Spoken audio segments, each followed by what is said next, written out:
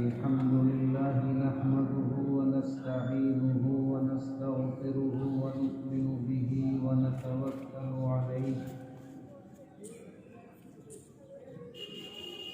ونعوذ بالله من شرور أنفسنا ومن سيئات أعمالنا ومن يهده الله فلا مضل له ومن يضلله فلا هادي له ونشهد أن لا إله إلا الله وحده لا شريك له ونشهد أن محمدا عبده ورسوله صلى الله تعالى عليه وعلى آله وأصحابه وأزواجه وذرياته وسلم تسليما كثيرا كثيرا وداعيا إلى الله بإذنه وسراجا منيرا أما بعد فأعوذ بالله من الشيطان الرجيم بسم الله الرحمن الرحيم يرفع الله الذين آمنوا منكم والذين أوتوا العلم درجات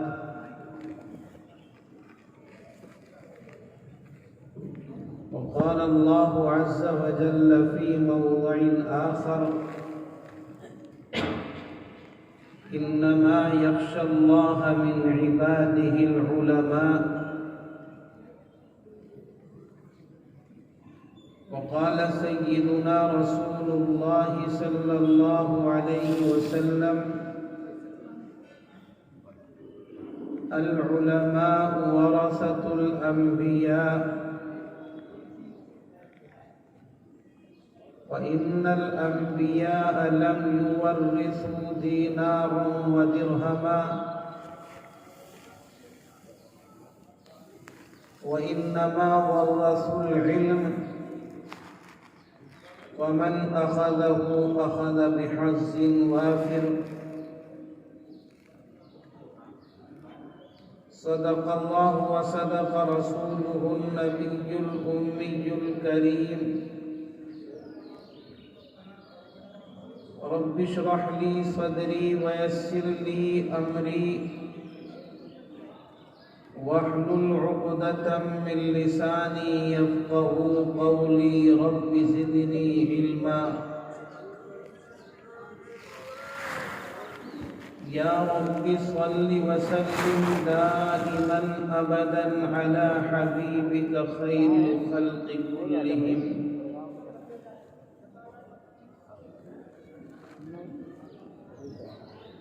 معزز موقر محترم حضرات علماء کرام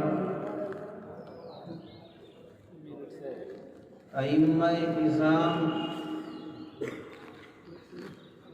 منتظمین کرام اللہ تبارک و تعالی کا فضل عظیم ہوا کہ اس نے ہم سب کو ایک اہم مقصد کے تحت جمع ہونے کی توفیق سے سرفراز فرمایا۔ اللہ تبارک و تعالی ہمارے اس جمع ہونے کو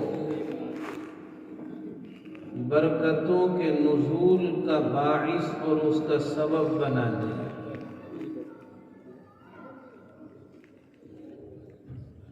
اسٹیج پر عظیم شہر دہرادون کے قاضی اور ہمارے بزرگ حضرت مولانا محمد احمد صاحب تشریف فرما ہیں اور مرد مجاہد حضرت مولانا مفتی رئیس صاحب تشریف فرما ہے، اور سامعین حضرات میں بھی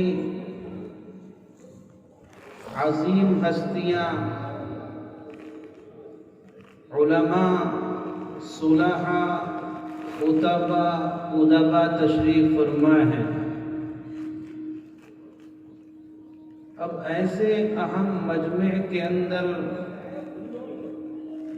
مجھ جیسا طالب علم، کم فہم، کم علم انسان کچھ کہے تو اس پر تو یقیناً یہی کہا جا سکتا ہے کہ یہ امتحان کی گھڑی ہے۔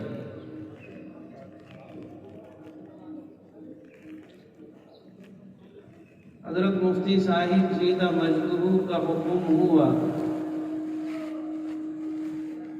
تعمیل حکم میں آپ کے سامنے حاضر ہوں اور علماء اور صلحاء سے نہایت ہی مؤدبانہ گزارش کرتا ہوں کہ میری گفتگو ان کے لیے تقریر اور خطاب نہیں ہے، بلکہ ایک بھائی دوسرے بھائیوں کے سامنے مذاکرہ کرتا ہے، بس اس کو مذاکرے کا نام دیا جائے، تقریر کا عنوان، تقریر کا نام اسے نہ دیا جائے، اس لیے کہ سامنے بیٹھنے والے کوئی عوام الناس نہیں ہے، ایک سے ایک بڑا خطیب، ادیب موجود ہے، اس لیے ان کے سامنے گفتگو کو تقریر اور خطاب کا نام دیا جائے، یہ موضوع اور مناسب نہیں۔ میں نے کچھ کہنے کا ارادہ آپ کے سامنے کیا ہے، اور اس کے لیے میں نے خلاق کائنات رب ذوالجلال احکم الحاکمین کے پاک کلام کے حصے کو سہارا بنایا، اور اس کے بعد میں تاجدار مدینہ سرور کون و مقام احمد مجتبی محمد مصطفیٰ تاجدار مدینہ صلی اللہ علیہ وسلم کی زبان مبارک سے نکلے ہوئے چند کلمات کو سہارے کے طور پر پیش کیا ہے، اور علماء آیات کی تلاوت سے اور احادیث کے پیش کرنے سے مذاکرے کا عنوان اور مذاکرے کا موضوع سمجھ گئے ہیں، بس مجھے اسی پر تھوڑی سی گفتگو کرنی ہے۔ عزیزان گرامی، اللہ تبارک و تعالی نے اس انسان کو دنیا میں پیدا کیا، اور اس دنیا کے اندر جو انسان کو اللہ نے پیدا فرمایا وہ اشرف المخلوقات کی حیثیت سے پیدا فرمایا۔ اللہ تبارک و تعالی نے بے شمار مخلوقات کو انسانوں کے علاوہ دنیا میں پیدا کیا، سما کے اندر پیدا کیا، ارض کے اندر پیدا کیا، بحر میں پیدا کیا، بر میں پیدا کیا، بے شمار مخلوقات اللہ تعالیٰ نے بنائے، مگر تمام مخلوقات کے اندر جو شرف، جو فضیلت انسان کو عطا کی گئی وہ کسی اور کو نہیں عطا کی۔ خلاق کائنات نے قرآن کے اندر ارشاد فرمایا، وَلَقَدْ كَرَّمْنَا بَنِي آدَمَ وَحَمَلْنَاهُمْ فِي الْبَرِّ وَالْبَحْرِ، ہم نے خشکی اور تری کے اندر انسان کو مکرم بنایا، انسان کو محترم بنایا۔ جو تاج عزت اللہ نے انسان کے سر پر رکھا، جو تاج تکریم کا، کرامت کا انسان کے سر پر رکھا، انسان سے بڑی بڑی مخلوقات دنیا کے اندر موجود ہیں۔ پہاڑ ایک مخلوق ہے، آپ پہاڑی علاقے میں رہتے ہیں، دیکھتے ہیں کہ پہاڑوں کی بلندیاں، پہاڑوں کی ضخامت کیسی عظیم ہے۔ بعض پہاڑ تو دنیا کے اندر ایسے ہیں جو آسمان کا بوسہ لیتے ہوئے نظر آتے ہیں، مگر اللہ پاک نے اس پہاڑ کو تاج تکریم نہیں بخشا۔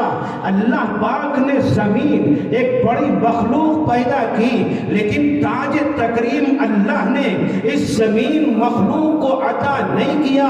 اللہ پاک نے ہمارے سروں پر آسمان کی صورت میں ایک چھت بنائی، مگر تاج عزت اسے عطا نہیں کیا۔ یہ 5 فٹ کا انسان، ہلکے سے جسم و جثے کا مالک انسان، اس کے بارے میں خلاق کائنات کہتا ہے وَلَقَدْ كَرَّمْنَا بَنِي آدَمَ وَحَمَلْنَاهُمْ فِي الْبَرِّ وَالْبَحْرِ۔ آخر یہ مقام عزت اس انسان کو کیوں کر ملا؟ ہم قرآن سے پوچھتے ہیں کہ تجھے یہ اعزاز کیوں ملا، تجھے یہ شرافت کیسے ملی، تجھے یہ تکریم کا حق کیسے ملا؟ قرآن کہتا ہے ساری کائنات کے اندر چونکہ انسان کو اللہ پاک نے اپنا نائب بنا کر کے بھیجا، اپنا خلیفہ بنا کر کے بھیجا، اور اس خلافت کا اور اس نیابت کا خلاق کائنات نے قرآن کے اندر اعلان فرمایا۔ اللہ پاک قرآن کے اندر فرماتا ہے وَإِذْ قَالَ رَبُّكَ لِلْمَلَائِكَةِ إِنِّي جَاعِلٌ فِي الْأَرْضِ خَلِيفَةً۔ پیغمبر یاد کیجئے جبکہ تیرے رب نے فرشتوں سے کہا کہ میں زمین کے اندر اپنا ایک نائب بنانا چاہتا ہوں، زمین کے اندر اپنا ایک خلیفہ بھیجنا چاہتا ہوں۔ اپنے ارادے کا اظہار فرشتوں کے سامنے کیا، مشورہ نہیں کیا، نہ اللہ کو مشورے کی حاجت اور ضرورت۔ مشورہ وہ کرے جس کا فہم ناقص ہو، جس کا علم ناقص ہو، جس کی عقل ناقص ہو۔ اللہ کا فہم ناقص نہیں ہے، اللہ کا علم ناقص نہیں ہے، اس لیے اللہ نہ مشورہ کرتا ہے نہ مشورے کی حاجت ہے۔ مشورہ میں کروں گا، آپ کریں گے، اس لیے کہ ہماری فہم ادھوری ہے، ہماری عقل ناقص ہے۔ اللہ کو مشورے کی حاجت نہیں۔ اللہ نے فرشتوں کے سامنے اپنے ارادے کا اظہار فرمایا۔ فرشتوں نے کیا کہا مجھے اس تفصیل میں نہیں جانا، لیکن اتنی بات عرض کرتا چلوں کہ اللہ پاک نے اس خلافت کے اعلان کے اندر یہ باور فرما دیا اور یہ ظاہر فرما دیا کہ یہ جو انسان دنیا کے اندر آنے والا ہے، جس کے ارادے کے اظہار پر تم نے کہا ہے قالو کہ آپ دنیا کے اندر ایسی مخلوق کو پیدا کریں گے جو خون ریزی کرے گی، فتنہ فساد برپا کرے گی۔ اللہ کا جواب یہ بتلاتا ہے کہ یہ انسان جو دنیا کے اندر جانے والا ہوگا، یہ زمین ہی کے لیے اعظم نہیں ہوگا، اشرف نہیں ہوگا، صرف آسمان ہی کے لیے اشرف نہیں ہوگا، بلکہ جبریل کے لیے بھی محترم ہوگا، میکائیل کے لیے بھی محترم ہوگا، اسرافیل کے لیے بھی محترم ہوگا، اسرائیل کے لیے بھی مکرم ہوگا۔ ہر چیز اور ہر مخلوق کے لیے یہ انسان محترم ہوگا اور مکرم ہوگا۔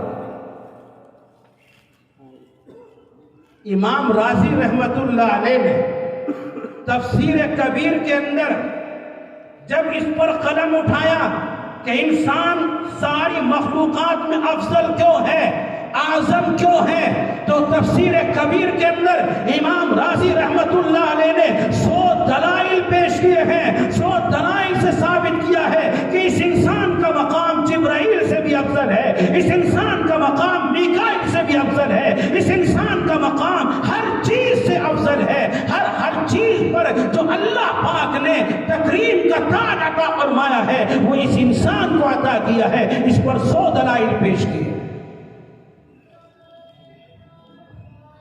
عزیزان گرامی، اللہ تبارک و تعالی نے اس انسان کو تمام مخلوقات کا محترم اور مکرم بنا کر کے دنیا کے اندر بھیجا. اور اس کی تکریم کی وجہ یہ نہیں ہے کہ یہ کوئی عظیم مخلوق ہے. اس کی تکریم کی وجہ یہ نہیں ہے کہ اس کی ضخامت بڑی عظیم ہے. نہیں، میں نے تذکرہ کیا کہ بہت ساری مخلوقات اس دنیا کے اندر ایسی ہیں کہ ضخامت ان کی عظیم ہے، جسامت ان کی عظیم ہے. یہ تو 5.5 فٹ کا انسان ہے، اس کو یہ مقام کیسے ملا؟ اس کو اللہ پاک نے جو یہ مقام عطا فرمایا اس کی وجہ یہ کہ یہ اللہ کی طرف سے نمائندہ بن کر کے آیا ہے. اللہ کے احکام مخلوقات تک پہنچانے کے لیے آیا ہے. یہ نمائندہ خدا ہے، یہ خلیفہ خدا ہے، یہ نائب خدا ہے. اللہ کی ذات سب سے اعلیٰ و ارفع ہے، اللہ کے ذات سب سے اعلیٰ و ارفع ہے. اللہ کا جو خلیفہ ہوگا، اللہ کا نائب ہوگا، وہ تمام مخلوقات سے اعلیٰ اور ارفع ہوگا. اللہ پاک نے اس انسان کو دنیا کے اندر بھیجا اور یہ انسان دنیا کے اندر آیا تو اس کی راہبری کے لیے، اس کی رہنمائی کے لیے، اس کو چلنا کیسے ہے، اس کو رہنا کیسے ہے، اس کو جینا کیسے ہے، اس کو مرنا کیسے ہے، اس کو کمانا کیسے ہے، اس کو ملازمت کیسے کرنی ہے، یہ دستور زندگی دے کر، یہ قانون زندگی دے کر، یہ ضابطۂ حیات دے کر اللہ پاک نے نبیوں کو دنیا کے اندر بھیجا. انبیاء علیہم السلام دنیا کے اندر آئے اور اپنے وقت میں اپنا فرض منصبی پورا کر کے دنیا سے چلے گئے. یہ رسالت اور نبوت کا سلسلہ آدم علیہ السلام سے شروع ہوتا ہے. تاجدار مدینہ صلی اللہ علیہ وسلم پر آ کر کے منتہی ہو جاتا ہے. اب آپ کے بعد میں کسی نبی کو نہیں آنا، آپ کے بعد میں کسی رسول کو نہیں آنا. ابھی قاری محترم جو تلاوت کلام پاک فرما رہے تھے انہوں نے سنایا ما کان محمد ابا احد من رجالکم ولکن رسول اللہ وخاتم النبیین. محمد عربی کے بعد اللہ پاک نے رسالت کا دروازہ بند کر دیا ہے، اس پر مہر لگا دی ہے. نہ کوئی نبی آنے والا ہے، نہ کوئی رسول آنے والا ہے. اللہ نے جو رسالت کا سلسلہ اور نبوت کا سلسلہ آدم سے شروع کیا تھا محمد عربی پر بند کر دیا. کیا آپ لوگوں کی رہنمائی کی ضرورت ختم ہو گئی؟ آدم دنیا کے اندر آئے تھے، لوگوں کو راہبری کی ضرورت تھی. حضرت ادریس دنیا میں آئے تھے، لوگوں کو رہنمائی کی ضرورت تھی. نوح، عیسیٰ، موسیٰ، ابراہیم، یہ جو بے شمار پیغمبر دنیا کے اندر آئے. آپ حضرات علماء ہیں، آپ حضرات خطبہ ہیں. میں نے پہلے بات عرض کی، میری گفتگو کو تقریر و خطاب نہ سمجھا جائے، مذاکرہ کر رہا ہوں. شرح العقائد النسفیہ کے اندر علامہ تفتازانی رحمۃ اللہ علیہ نے مختلف روایتیں بیان فرمائی ہیں. ان روایتوں کے حوالے سے انہوں نے ایک عقیدہ بیان کیا ہے. بعض روایات کے اندر بیان کیا کہ 2.25 لاکھ نبیوں کی تعداد تھی. بعض روایات کے اندر آتا ہے کہ 1.25 لاکھ نبیوں کی تعداد تھی. یہ مختلف روایتیں بیان کرنے کے بعد محقق زمان علامہ دور وقت اپنے زمانے کے علامہ لکھتے ہیں کہ حتمی طور پر نبیوں کی تعداد بیان نہیں کرنی چاہیے. کوئی آدمی یوں کہے کہ 2.25 لاکھ نبی دنیا کے اندر، غلط. کوئی یوں کہے کہ 2.25 لاکھ نبی دنیا کے اندر آئے، غلط.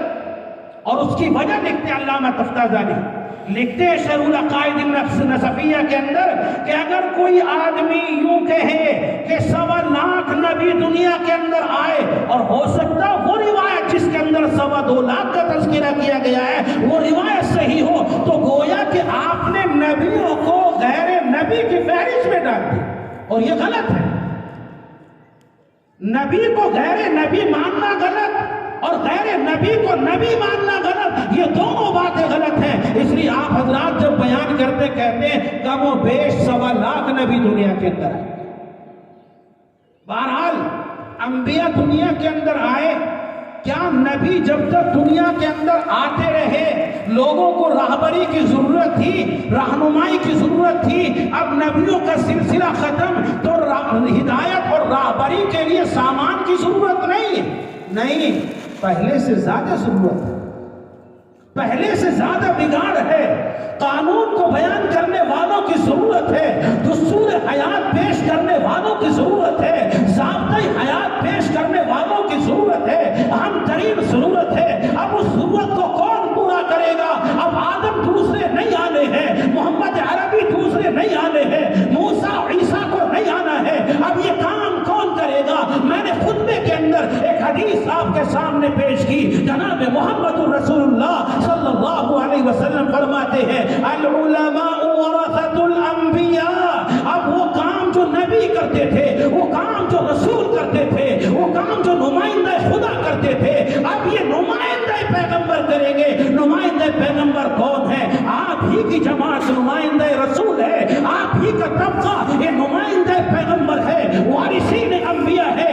اور دنیا کا وارث دنیا سے جاتا ہے, مورث بنتا ہے, مال چھوڑتا ہے, مکان چھوڑتا ہے, دولت چھوڑتا ہے, سرمایہ چھوڑتا ہے, زمین چھوڑتا ہے, جائیداد چھوڑتا ہے, فیکٹری چھوڑتا ہے, کارخانہ چھوڑتا ہے. نبی دنیا سے گئے تو ہمیں کس چیز کی وراثت دے کر کے گئے؟ کیا ہمیں مال دے کر کے گئے؟ نہیں, میرے مصطفیٰ فرماتے ہیں العلماء ورثۃ الانبیاء وان الانبیاء لم یورثوا دینارا ولا درہما. نبی دنیا کے اندر آئے, اپنے وارثوں کو دولت دے کر کے نہیں گئے, دینار اور دراہم کا وارث بنا کر نہیں گئے, بلکہ وہ وارث بنا کر کے گئے ہیں وانما ورثوا العلم, وہ علم کا وارث بنا کر کے گئے. اللہ کا انتخاب تھا, اللہ کا فضل تھا. اللہ نے آپ کو منتخب فرمایا, آپ کے سینے کے اندر علم چھپا دیا, آپ کے سینے کے اندر علم کو سمو دیا. علم کیا ہے؟ اللہ کا نور ہے. علم کیا ہے؟ روشنی ہے. علم اللہ کا فضل ہے. حضرت امام شافعی نے اپنے استاد سے شکایت کی تھی, شکوت الی وکیع سوء حفظی فاوصانی الی ترک المعاصی فإن العلم فضل من الہی وفضل من اللہ لا یعطی لعاصی. امام شافعی رحمۃ اللہ علیہ اپنے استاد سے اپنے حافظے کی کمزوری کی شکایت کرتے ہیں. استاد محترم نے وصیت کی کہ گناہوں کو چھوڑو, اور فرمایا فإن العلم فضل من الہی. آپ بعض کتابوں میں تھوڑے الفاظ کے تغیر کے ساتھ پڑھتے ہوں گے فإن العلم نور من الہی ونور اللہ لا یعطی لعاصی. حکیم الامت مجدد الملت مولانا اشرف علی تھانوی علیہ الرحمہ نے العلم والعلماء کے اندر فضل من الہ وفضل اللہ لا یعطی کے الفاظ سے اس کو مقولے کو پیش کیا ہے. بہرحال اللہ نے آپ کو چنا, آپ کے سینے کے اندر علم اللہ نے ڈال دیا, آپ نبی کے وارث ہیں. میرے بھائیوں, اور نبی سب سے اونچا انسان ہوتا ہے, ہم ایک اونچے انسان کے وارث ہیں. آپ اعلی و ارفع انسان کے, اکمل الخلائق کے وارث ہیں. دنیا کا کوئی اگر مورث دنیا سے جائے اور وہ کوئی فیکٹری چھوڑے, کوئی کارخانہ چھوڑے, تو اپنا فخر سر سے اونچا رکھتا ہے اور دوسروں سے بیان کرتا کرتا ہے میرے مورث نے میرے لیے فیکٹری چھوڑی ہے, میرے مورث نے میرے لیے کارخانہ چھوڑا ہے, اتنی جائیداد چھوڑی ہے, اتنا مال و دولت چھوڑا ہے. وہ پھولا نہیں سماتا. میرے بھائیوں, ہمیں بھی پھولا نہیں سمانا چاہیے, آپ حضرات کو بھی پھولا نہیں سمانا چاہیے. آپ عظیم جماعت کے وارث ہیں, آپ کو اللہ نے علم دین کے لیے منتخب کیا, اور علم دین کے لیے منتخب کر لینا یہ نہیں ہے کہ صرف علم دین کے لیے منتخب آپ کو دنیا میں کر لیا, آخرت کی کیا ہو, آخرت کا کیا ہوگا, آخرت میں انجام کیا ہوگا. نہیں نہیں میرے بھائیوں, یہ ضمانت ہے, یہ گارنٹی ہے. اللہ نے آپ کو چنا علم دین کے لیے تو چنا جنت کے لیے, آپ کو اللہ نے دین کے فہم کے لیے چنا تو جنت الفردوس کے لیے آپ کو چنا ہے. حدیث پاک میں تاجدار مدینہ فرماتے ہیں من یرید اللہ بہ خیرا یوفقہ فی الدین. اللہ کے نبی ارشاد فرماتے ہیں کہ جس کے لیے اللہ بھلائی کا ارادہ کرتا ہے یوفقہ یفقهه فی الدین، اسے دین کی سمجھ عطا کر دیتا ہے۔ امام محمد رحمت اللہ علیہ امام ابو حنیفہ کے خاص شاگرد ہیں اور 1300 کتابوں کے مصنف ہیں۔ ایسی عظیم عظیم کتابیں، کسی کو غیر ظاہر الروایہ کا نام دیا گیا، کسی کو ظاہر الروایہ کا نام دیا گیا، ایسی عظیم عظیم کتابیں۔ آج تو ہم بہت سی کتابوں کو دیکھ بھی نہیں پاتے، جامع صغیر ہے، جامع کبیر ہے، سیر کبیر ہے، سیر صغیر ہے، ہارونیات ہے، جرجانیات ہے، کسانیات ہے، بے شمار کتابیں امام محمد رحمت اللہ علیہ کی اس وقت میں دنیا کے اندر موجود ہے۔ امام محمد کا انتقال ہوا، کسی نے خواب میں دیکھا اور خواب میں ان سے پوچھا کہ امام محمد اللہ نے تمہارے ساتھ میں کیا کیا؟ امام محمد رحمت اللہ علیہ جواب دیتے ہیں کہ مجھ سے اللہ نے پوچھا کہ امام محمد مانگو کیا مانگتے ہو، سوال کرو کیا سوال کرتے ہو؟ میں نے اللہ سے سوال کیا الہ العالمین میری بخشش فرمائے، میں بخشش کا طالب ہوں، میں بخشش کا مطالبہ کرتا ہوں۔ اللہ امام محمد فرماتے ہیں کہ اللہ پاک نے مجھے جواب دیا امام محمد یہ تمہارے سوال کی ضرورت نہیں ہے، تم جو مانگ رہے اس کو مانگنے کی ضرورت نہیں ہے۔ اگر تمہاری بخشش نہ کرنی ہوتی، تمہیں مغفرت کا پروانہ نہ دینا ہوتا، دین کی سمجھ کے لیے، علم دین کے لیے تجھے منتخب نہ کیا جاتا۔ یہ اللہ کا انتخاب ہے۔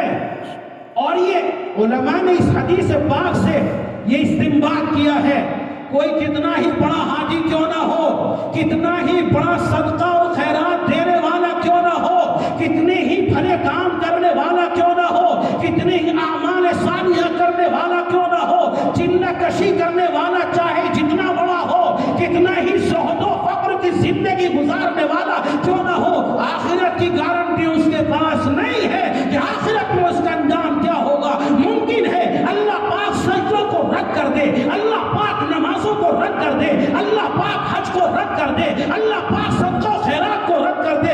علماء نے اس حدیث پاک سے استنباط کیا ہے، مستنبط کرتے ہوئے علماء لکھتے ہیں کہ جو عالم دین ہے اس کی گارنٹی آخرت کی اللہ پاک نے اسے جب دنیا کے اندر علم دین کے لیے منتخب کیا تو وہ دنیا کے اندر انجام کے اعتبار سے اچھا ہوگا، یہ یقینی بات ہے، کسی کی کوئی گارنٹی نہیں۔ آپ خوش ہوئیے کہ آپ کی گارنٹی میرے مصطفیٰ نے دی ہے، آپ کی ضمانت میرے مصطفیٰ نے لی ہے، اور ایک حدیث میں نہیں مختلف احادیث ہیں۔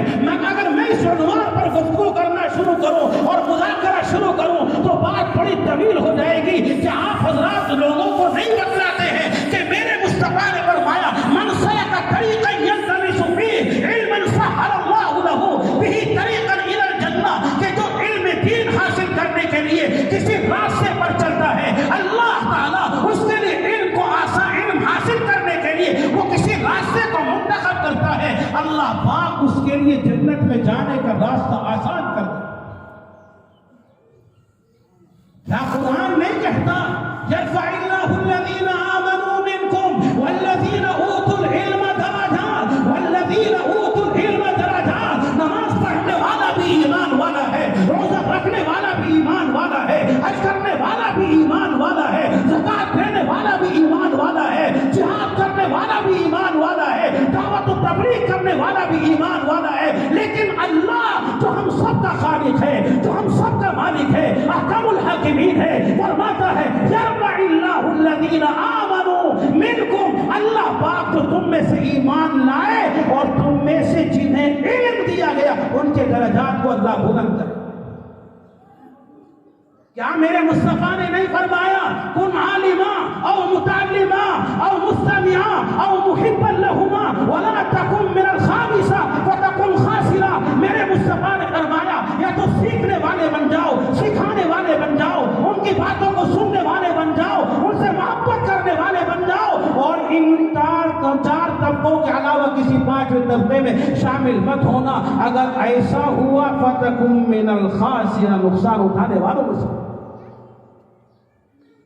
حدیث پاک میں میرے مصطفیٰ نے فرمایا کہ جو علم دین کے لیے قدم بڑھاتا ہے، جو علم دین کے لیے راستہ اختیار کرتا ہے، تو اللہ کے نبی ارشاد فرما رہے ہیں کہ زمین کے اندر چونٹیاں اور سمندر کے اندر مچھلیاں اس کے لیے مغفرت کی دعائیں کرتے ہیں۔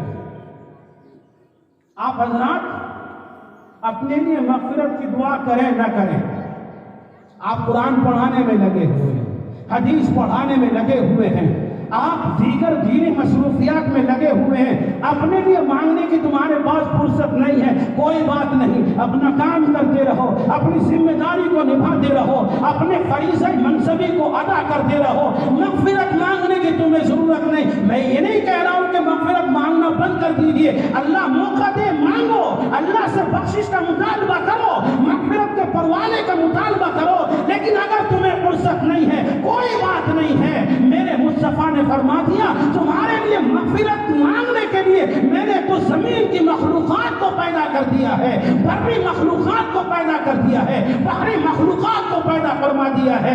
ملا علی قاری رحمت اللہ علیہ جب اس حدیث پاک پر قلم اٹھاتے ہیں، ملا علی قاری رحمت اللہ علیہ فرماتے ہیں کہ میرے مصطفیٰ نے فرمایا کہ زمین کے اندر چونٹیاں ان کے لیے مغفرت کی دعا کرتی ہیں، سمندر کے اندر مچھلیاں ان کے لیے مغفرت کی دعا کرتی ہیں۔ ملا علی قاری رحمت اللہ علیہ لکھتے ہیں کہ میرے مصطفیٰ یہ فرمانا چاہتے ہیں ایک مخلوق ایسی جو بہت چھوٹی ہوتی ہے اس کا تذکرہ کیا، ایک مخلوق ایسی جو بہت بڑی ہو جاتی ہے، ایک مخلوق وہ جو تری میں رہتی ہے، ایک مخلوق وہ جو خشکی میں رہتی ہے، ایک مخلوق وہ ہے جس کا تذکرہ کیا گیا جس کا کھانا حلال ہے، ایک مخلوق وہ جس کا تذکرہ ہوا جس کا کھانا حرام ہے۔ ملا علی قاری رحمت اللہ علیہ فرماتے ہیں کہ میرے مصطفیٰ یہ فرمانا چاہتے ہیں چونٹی کا تذکرہ کر کے، مچھلی کا تذکرہ کر کے کہ مخلوق چاہے چھوٹی ہو یا بڑی ہو، ہر مخلوق طالبان دین کے لیے مغفرت کی دعا کرتا ہے۔ ملا علی قاری رحمت اللہ علیہ فرماتے ہیں ایک مخلوق کا کھانا جائز، ایک مخلوق کا کھانا ناجائز، ایک کا کھانا حلال، ایک کا کھانا حرام۔ میرے مصطفیٰ یہ فرمانا چاہتے ہیں، میرے مصطفیٰ یہ کہنا چاہتے ہیں، یہ بتلانا چاہتے ہیں مخلوق چاہے حلال ہو، مخلوق چاہے حرام ہو، تمہارے لیے کھانا حلال ہو، تمہارے لیے استعمال کرنا حرام ہو، لیکن ہر طرح کے مخلوق تمہارے لیے مغفرت کی دعا کرتے ہیں۔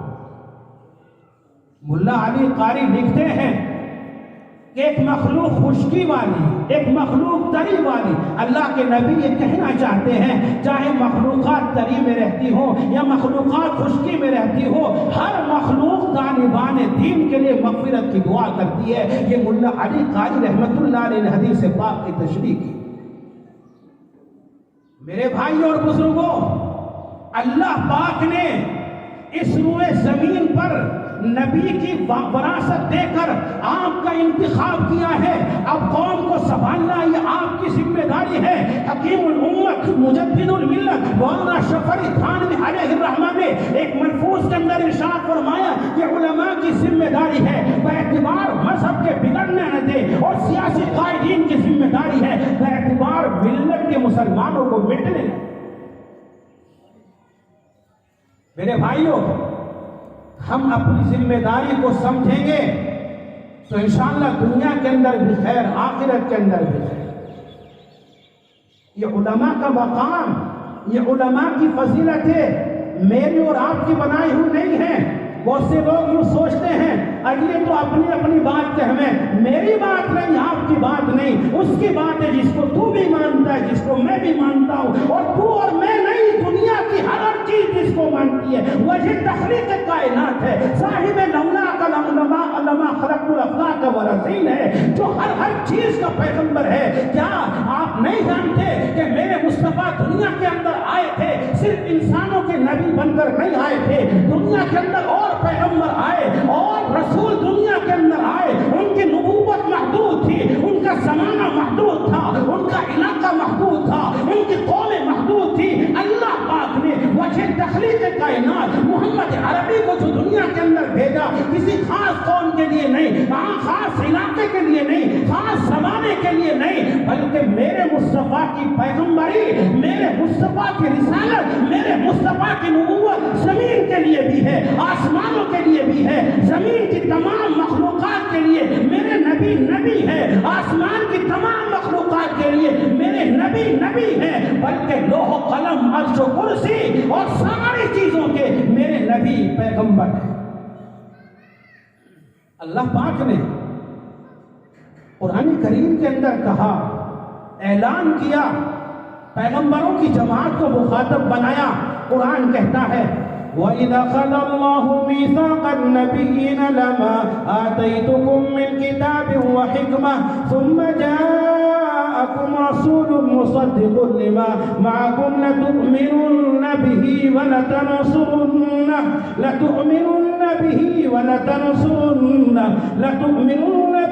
وَلَتَنصُرُنَّ۔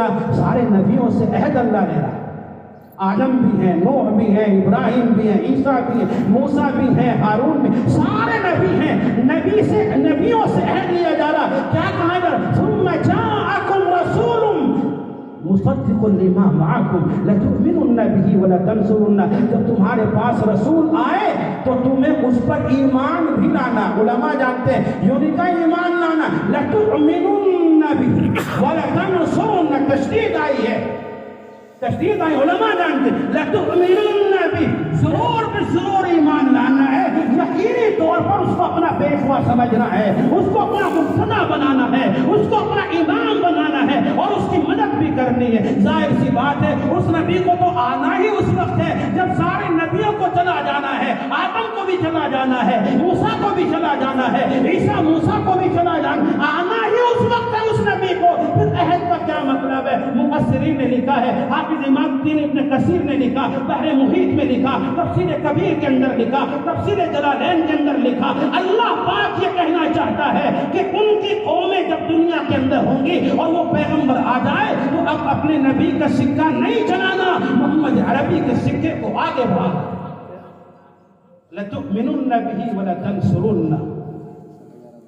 میرے بھائی اور بزرگوں، یہ جو میں نے علماء کے فضائل پر جو باتیں بتلائی وہ اپنی نہیں بلکہ اس کی باتیں ہیں جس نے ساری دنیا کو آ کر کے علم کا پیغام پیش کیا ہے، جس کی تعلیم ہی سب سے پہلے علم کی ہوئی، جس نے سب سے پہلا سبق ہی اقرأ بسم ربک الذی خلق سے جہالت کے خاتمے کا دیا ہے، علم کے بول بالے کا دیا ہے۔ اس نے علم اور علماء کے فضائل کے لیے مختلف احادیث بیان فرمائی ہے اور ان کے فضائل کو بیان فرمایا۔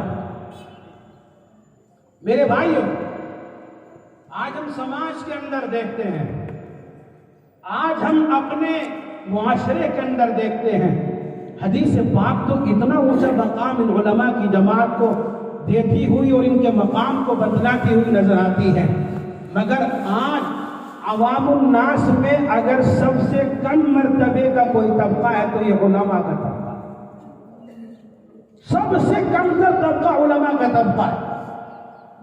کوئی آدمی امامت کے لیے لگ جائے تو بس اس کا کھانا مشکل، اس کا پینا مشکل، دماغ میں ایسی ٹینشن گھس جاتی ہے، دعا کہیں لمبی تو نہیں ہو گئی، چھوٹی تو نہ ہو گئی، نماز لمبی تو نہیں ہو گئی، چھوٹی تو نہ ہو گئی، خطبے کو 2 منٹ دیر تو نہیں ہو گئی، یہ مصیبت۔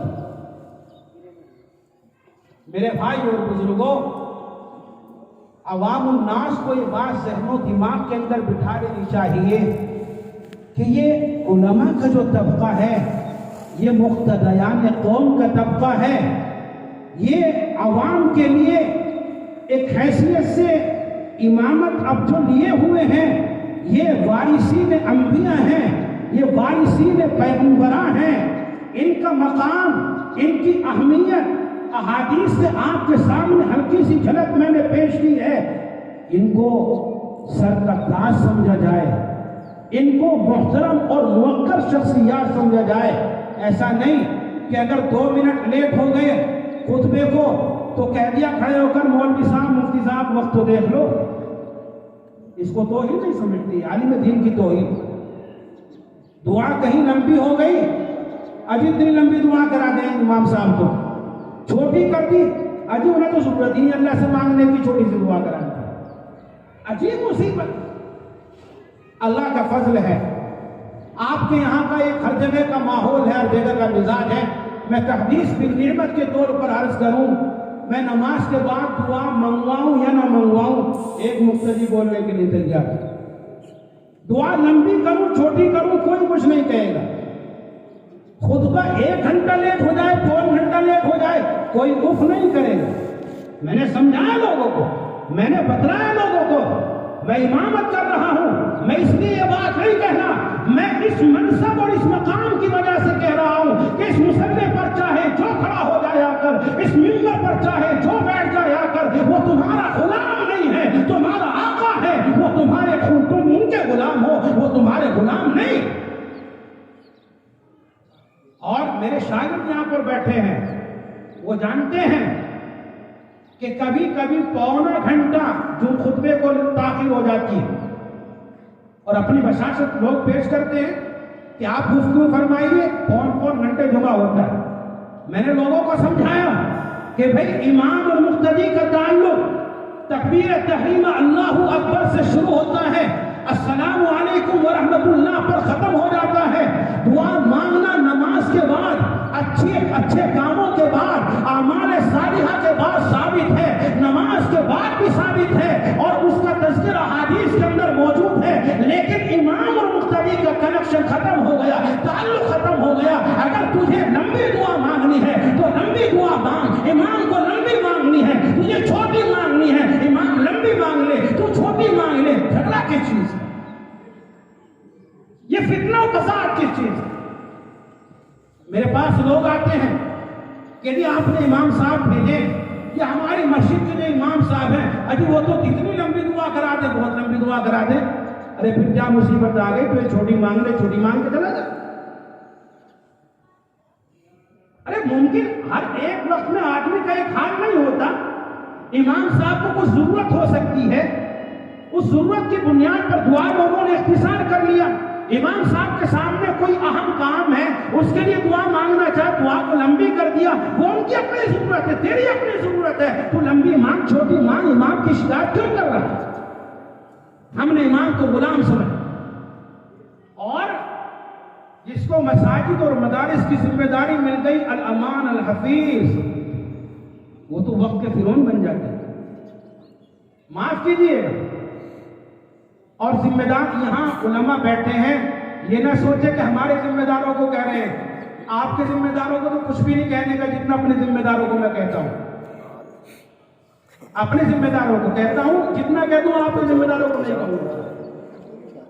وہ وقت فرعون بن جاتے ہیں، وہ سمجھتے ہیں کہ ہمیں جو حکمرانی ملی ہے، ہمیں جو قومیت ملی ہے، ہمیں جو منتظمہ کی ذمہ داری ملی ہے، رکنیت ملی ہے، وہ اس لیے ملی ہے کہ اب ہم امام صاحب کے ٹائم ٹیبل کو دیکھیں گے، کس وقت مصلی پر کھڑے ہو رہے ہیں، کس وقت مسجد سے باہر جا رہے ہیں، کس وقت مسجد میں آ رہے ہیں، کس کو پاس میں بٹھا رہے ہیں، کس سے سلام دعا کر رہے ہیں، کس سے کنارہ کشی اختیار کر رہے ہیں۔ اللہ کے بندو، اس لیے تمہیں ذمہ داری تھوڑی ملی ہے، ذمہ داری ملی ہے مسجد کا کوئی پنکھا خراب تو نہیں ہے، اسے ٹھیک کرائیں، مسجد کی چٹائی خراب تو نہیں ہو رہی، اسے درست کرائیں۔ ان کاموں کے لیے، مسجد کی خدمت کے لیے یہ ذمہ داریاں اور تولیت ملتی ہیں، حکومت چلانے کے لیے نہیں، امام کو غلام سمجھنے کے لیے ذمہ داریاں نہیں ہوتی۔ اور ذمہ داران حضرات اس بات کو توجہ کے ساتھ سنیں، اگر متولی صاحبان یہاں پر موجود ہیں، اراکین منتظمہ یہاں پر موجود ہیں، وہ مسجد اور امام کی خدمت کو کر کے یہ نہ سمجھے کہ ہم نے مسجد پر احسان کر دیا یا کسی امام پر احسان کر دیا، نہیں، ہمیں انہیں اپنا محسن سمجھنا چاہیے کہ اللہ کا فضل ہوا، اللہ نے اپنے گھر کے لیے ہماری خدمت کو قبول کر لیا، ایک عالم دین نے ہماری خدمت کے لیے ہمیں خدمت کے لیے قبول کر لیا، یا ہماری خدمت کو منظور کر لیا، انہیں اپنا محسن علماء کو سمجھنا چاہیے۔ میرے بھائیو، شیخ سعدی علیہ الرحمہ نے گلستہ سعدی کے اندر ایک شعر کہا ہے اور پیغام بڑا عجیب پیش کیا ہے۔ شیخ سعدی رحمت اللہ علیہ فرماتے ہیں، منت منے کہ خدمت سلطان ہمیں کنی، منت منے کہ خدمت سلطان ہمیں کنی، منت شناس عزو کے بخدمت بداشتہ۔ کوئی بادشاہ کے یہاں نوکر ہو، خادم ہو بادشاہ کا، تو آپ کا کیا خیال ہے؟ کسی افسر کا کوئی خادم ہو، اس کا نوکر ہو، تو آپ کا کیا خیال ہے کہ وہ لوگوں سے یہ کہتا پھرے گا کہ جی میں افسر صاحب پر احسان کر رہا ہوں، بادشاہ پر میرا احسان ہے کہ میں اس کا نوکر ہوں یا اس کی خدمت کر رہا ہوں؟ نہیں، ہم دیکھتے ہیں روزمرہ کے حالات میں دیکھتے ہیں، وہ کیا کہتے ہیں، اجی فلاں صاحب کا بڑا احسان ہے، انہوں نے مجھے نوکری پہ رکھ لیا، فلاں صاحب کا بڑا احسان ہے کہ جی انہوں نے مجھ سے تھوڑی سی خدمت لے لی، مجھے خادم بنا لیا تھوڑی دیر کے لیے۔ میرے بھائیو، دنیا داروں کے لیے تو ہمارا یہ انداز، اور جو اللہ والے ہیں، جو اللہ کے فیملی کے ممبر ہیں، جو اللہ کے گھرانے کے آدمی ہیں، ہم ان کی کوئی خدمت کریں، ان پر احسان کا بوجھ رکھ دیں، احسان تلے انہیں دبا دیں، یہ کہاں کی انسانی؟ ابھی ایک لفظ آیا ممبری کا اور گھرانے کے آدمی کا، اس پہ بھی عوام یہ نہ سمجھے لو جی اپنے آپ کو بالکل اللہ کے گھر میں گھسا دیا جا کے، اتنے آگے قدم بڑھا دے کہ اللہ کے گھر میں گھسا دیا۔ میں نہیں گھسا رہا، میرے مصطفیٰ گھسا ہے۔ حدیث پاک میں تاجدار مدینہ نے فرمایا ان للہ اہلین من الناس، قالوا من هم یا رسول اللہ؟ قال اہل القرآن اہل اللہ وخاصته۔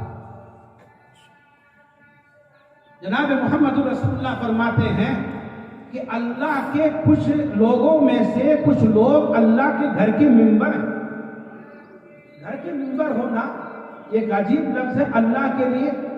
اللہ نے تو اپنا تعارف کرایا نا، جب انہوں نے کہا صف لنا ربک، صف لنا ربک، اپنے رب کا تعارف کرا، اوصاف تو بیان فرما، تو قرآن نے آیت اتاری وَإِلَٰهُكُمْ إِلَٰهٌ وَاحِدٌ لَا إِلَٰهَ إِلَّا هُوَ الرَّحْمَٰنُ الرَّحِيمُ۔ پھر ایک موقع پر کہا کہ تو ہمارے معبودوں کو برا کہتا ہے، ہمارے معبودوں کی برائی بیان، اپنے رب کی تو بتا وہ کون ہے؟ تو قرآن کی سورت اتری قل هو اللہ احد اللہ الصمد لم یلد ولم یولد، وہ نہ جنا گیا ہے نہ کسی کو جنا، اس کا نہ کوئی باپ نہ کوئی اولاد۔ ہمارے سامنے جب یہ جملہ بولا جائے تو ہمارے ذہن کے اندر بھی یہ بات آئے گی، فیملی کا مطلب کہ اس کا باپ ہے، اس کا بیٹا ہے، بیوی ہے، ماں ہے، دادی ہے، نواز نانی ہے، اسی کو سمجھا جاتا ہے۔